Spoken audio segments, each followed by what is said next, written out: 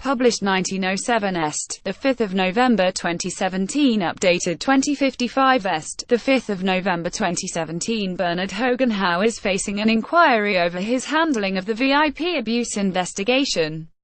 The London Mayor's Office will probe claims that the retired Metropolitan Police Commissioner misled the public about the botched £2.5 million inquiry.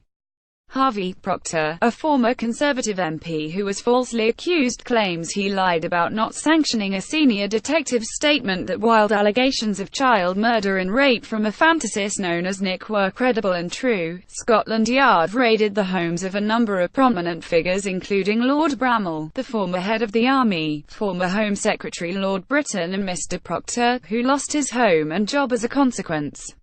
Bernard HoganHowe is facing an inquiry over his handling of the VIP abuse investigation. Police were forced to apologize and pay out damages when it emerged that, following 2 years of investigation, the abuse claims were fantasy. Lord HoganHowe is to face an inquiry by the London Mayor's Office for Policing and Crime, which oversees disciplinary issues relating to the Met Commissioner.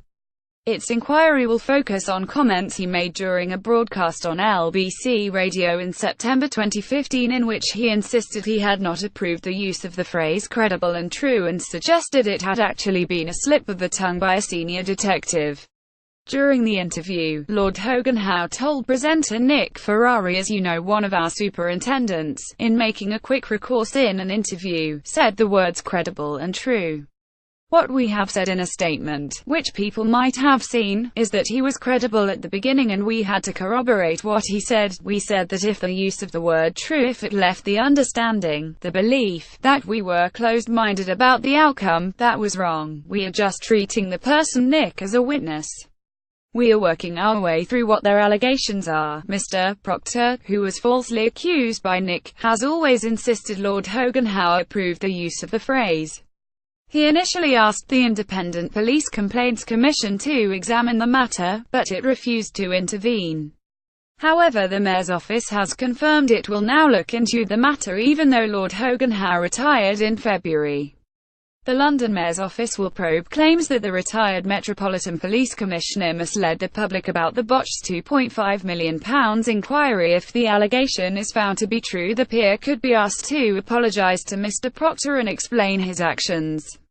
A Mayor's Office statement said the complainant has agreed that we will seek to resolve his complaint through local resolution and those discussions are ongoing. Lord HoganHowe retired in February after 5.5 years as the country's top police officer, months before the Metropolitan Police awarded Lord Bramall and Lord Britton's widow, Lady Britton, £100,000 in compensation.